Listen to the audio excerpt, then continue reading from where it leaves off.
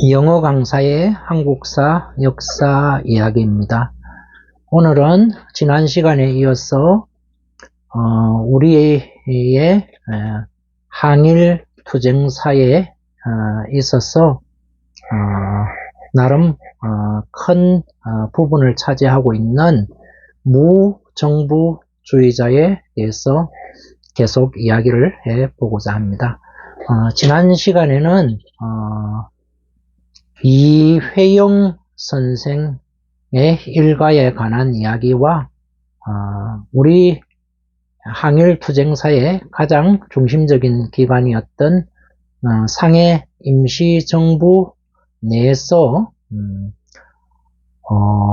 안창호 선생의 개조파와 첨예하게 대립했던 창조파 중심으로 무정부주의자에 대해서 살펴보았는데요. 오늘은 근래 영화로도 만들어졌던 박열이라는 인물에 관한 에피소드와 그리고 김원봉이 이끌었던 어열단에 관한 이야기, 그리고 그 이후에 관한 충격적인 어열단에 관한 에피소드를 한 가지 더 하고 무정부주의자 아나키스트에 관한 이야기를 매듭을 짓고자 합니다. 먼저 대중 예술이 끼치는 영향을 근래 많이 받다 보니까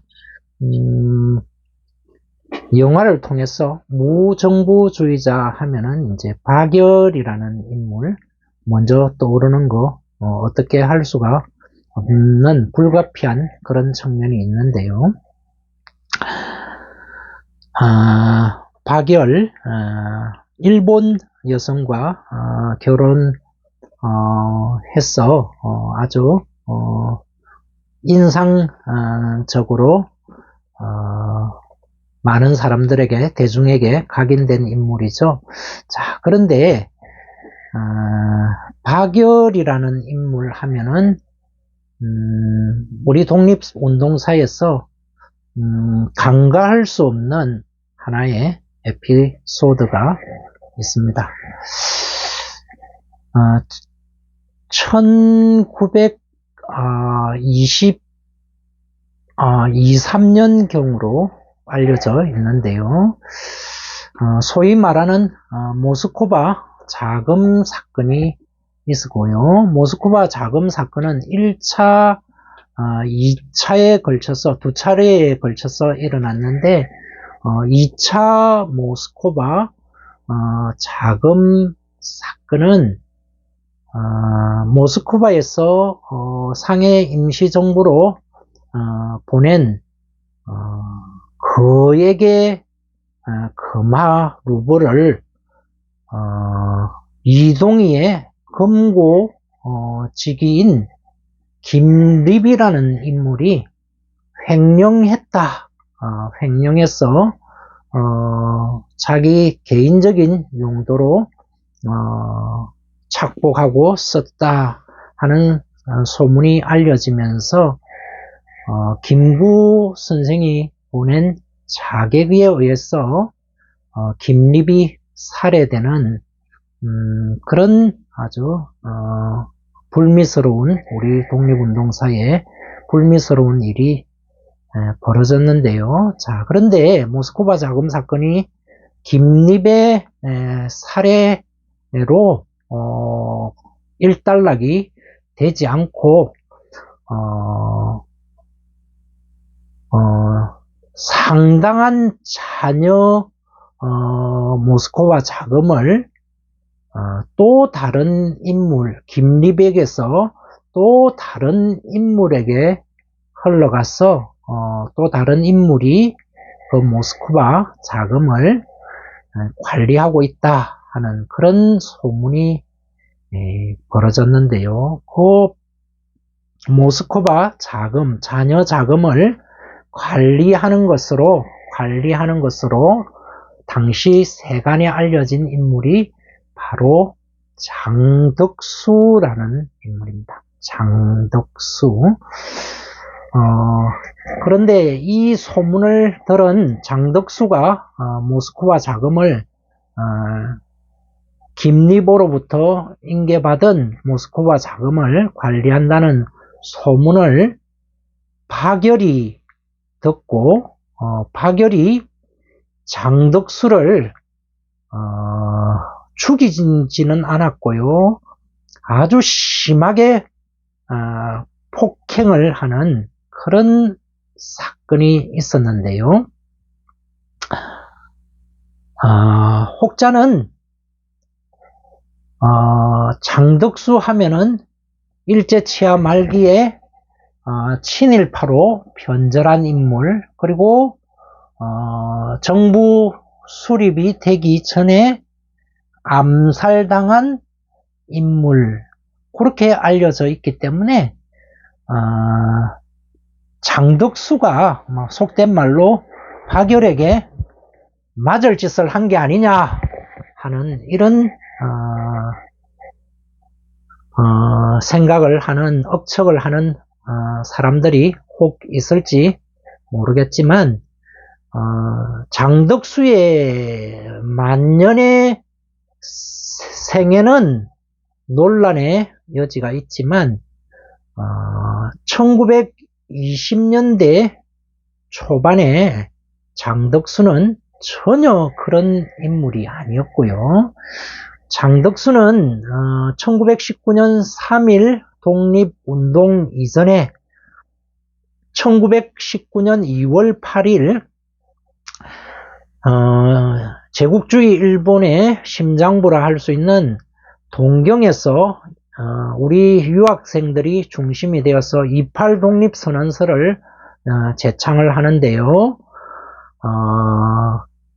그 28 독립선언은 곧 이후에 있은 3.1 독립선언 운동에 큰 영향을 끼치기도 했고, 바로 이 28 독립 선언서를 낭독한 핵심 인물 중 한 사람이 바로 이 장덕수였습니다. 당연히 장덕수는 체포되어서 구금 상태에 있었고요.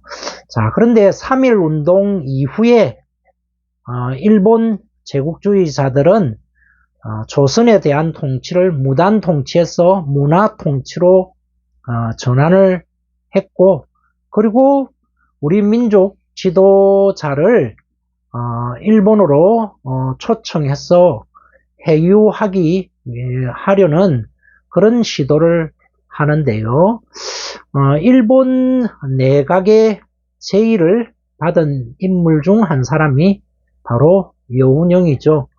자, 그런데 여운형은 일본 내각의 제의를 수락하는데 그 조건으로 제시한 것이 바로 이 구금된 장덕수의 석방이었습니다.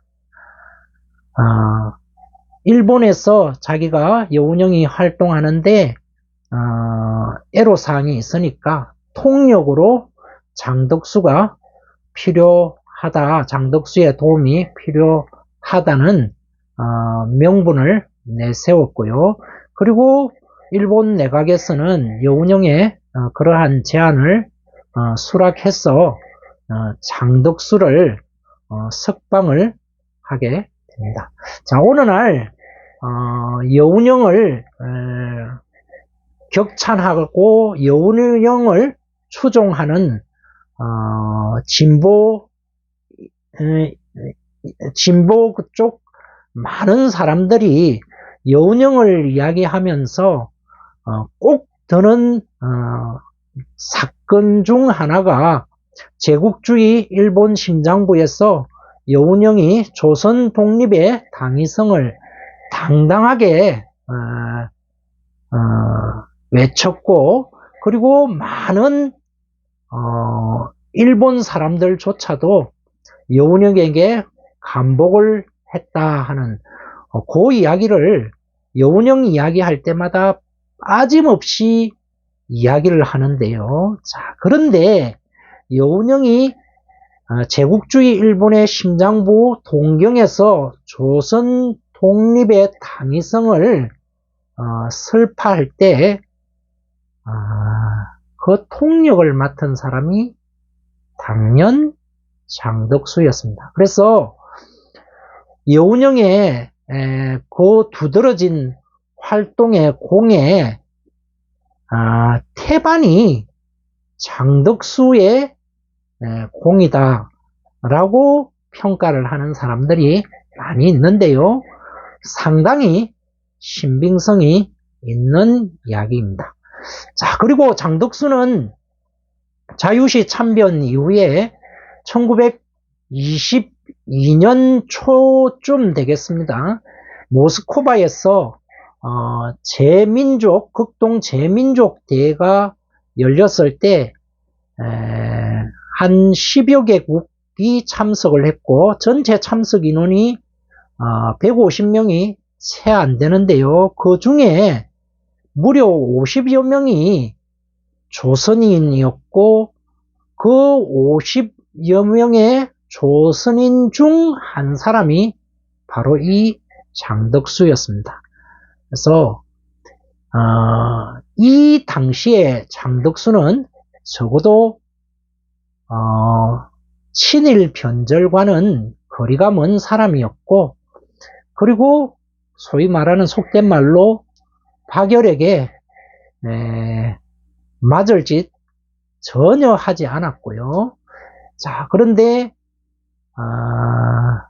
박열이라는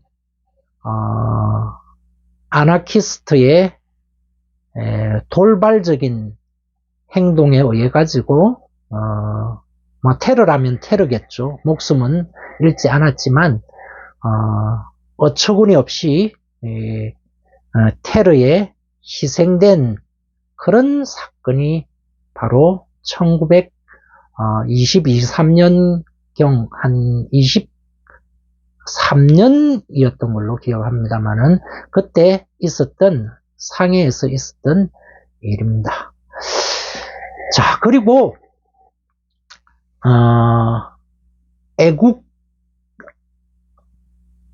애국단과 더불어서 우리의 어혈투쟁의 또 다른 한 축을 이루는 어혈단의 활동에 대해서 이야기를 해보면요. 애국단과 어혈단을 단순 비교하면 어혈단의 활동이 한 10여 년 앞서고요. 그리고 단원 수만을 놓고 비교를 하면은 애국단에 비해서 어혈단원의 수가 압도적으로 많았지만 그러나 이봉창 의사의 의거라든지 윤봉길 의사의 의거와 비교를 하면은 그 성과는 굉장히 미미하다. 그래서 세간에 구전되는 어혈단원이 서울 당시의 경성이겠죠. 경성에서 일본 군경과 천대일의 대결을 벌였다는 둥 어혈단장 김원봉의 현상금이 무려 100만 원에 이르렀다.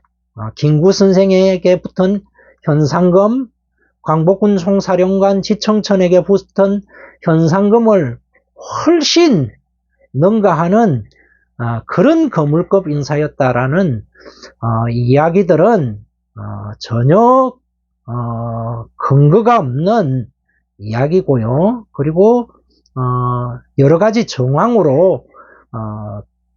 정황을 비교해서 볼 때도 맞지 않는 걸로 보여집니다.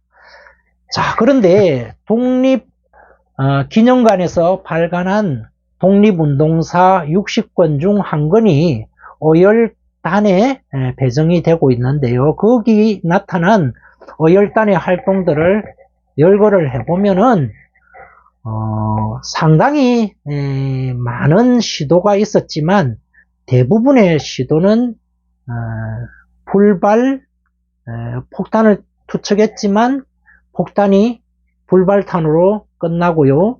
저격을 했지만 실패하는 그런 내용들이 대부분이고요.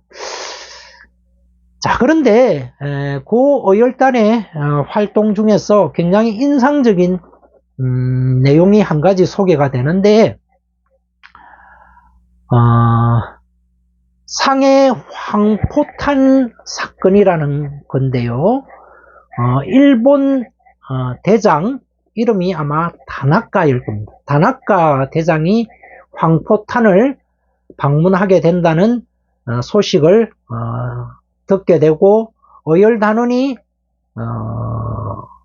1열, 2열, 3열 해서 치밀하게 계획을 세우고 다나카를 저격하고 폭탄을 던지고 했는데 다나카 저격에는 실패를 하고 다나카를 겨냥해서 쏜 총에 당시 이제 신혼여행을 왔던 영국인 부부 중 신부가 그 총을 맞고 안타깝게도 신부가 죽게 되는 그런 불행한 일이 있었는데요. 자, 그런데 이 독립운동사 어열단 편에도 그런 내용이 나오고요. 일부 몇몇 신문에도 그 내용이 소개가 되어 있는데 다나카를 저격하려다 영국인 신부를 죽게 만든 그 범인 어열단원이 이제 체포되었는데 불행을 당한 아내의 남편, 신혼부부의 남편이죠. 남편이 그 어열단원을 찾아가서 당신의 처지, 심경을 10분 이해한다 라고 이야기를 하면서 어열단원의 애국심을 격찬을 하더라 라는 그런 이야기가 일부 신문에도 보도가 되었고 독립운동사 책에도 소개가 되어 있는데요. 자, 그런데 정작 어열단을 이끌었던 김원봉은 20년대 어열단 활동을 활발히 전개를 하다가 30년대에 김구 선생이 애국단을 이끌고 이봉창 의사의 의거나 윤봉길 의사의 상해 홍구공원에서 쾌거를 이룩할 그 시점에는 어열단 활동을 거의 하지 않고요. 조선 오용대를 이후에 조직을 해서 무력 항쟁 쪽으로 방향을 선회하게 됩니다. 그래서 어열단 활동으로 인해서 무고한 사람이 희생되고 될 뿐만 아니라 그 무고한 사람이 희생됨으로써 당시 중국 내의 여론이라든지 당시 국제 여론의 지탄을 받으면서 김원봉이 독립운동의 방향을 선회했다라고 보는 게 더 타당하지 않겠나라는 그런 생각을 하고요. 그리고 어열단의 충격적인 사건은 20년대 초 황포탄 사건으로 끝나는 게 아니고요.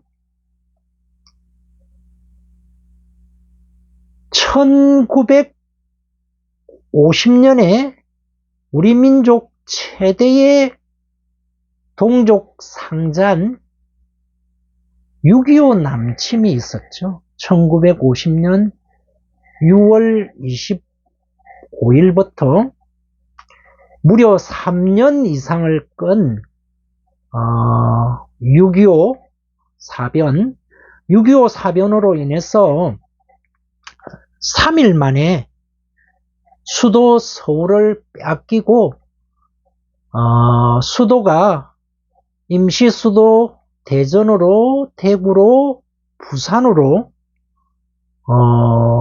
수도를 이전하게 되는데요. 1951년경으로 기억을 합니다만은 51년 2년 임시수도 부산에서 있었던 이승만 대통령 암살 사건이 일어났습니다. 6.25 전쟁의 와중에 그것도 임시수도 부산에서 있었던 대통령 저격 사건. 자, 그런데 이승만 대통령 저격 사건을 제가 문헌을 통해서 접하면서 받은 충격은 두 가지인데요. 첫째는 대통령 저격 사건이 평상시에도 대단히 큰 사건이지만 전쟁 중에 벌어진 대통령 저격 사건, 정말 어마어마한 사건인데요. 제가 많은 역사적인 서적들을 많이 접했지만 왜 이런 엄청난 사건이 알려지지 않았을까 하는 데 대해서 제가 첫 번째 충격을 받았고요. 두 번째 충격은 이승만 대통령 암살 사건의 범인들인데요. 이 범인들이 바로 어열단에서 활동을 했던 사람들이라는 것입니다. 자, 우리가 현대사에서도 좌파, 우파, 좌파도 싫고 우파도 싫고 중도를 표방하는 사람들이 많고 일제치하의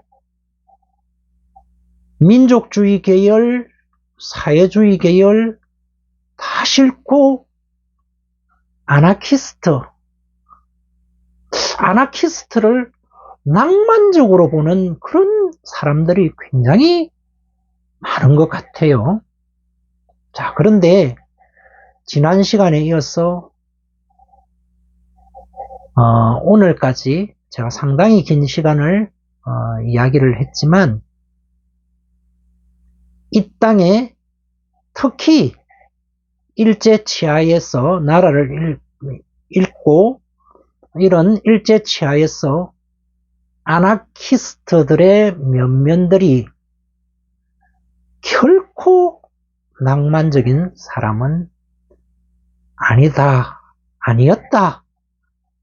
하는 것을 우리가 냉철하게 직시를 해야 되지 않을까 하는 그런 생각을 해 보았습니다.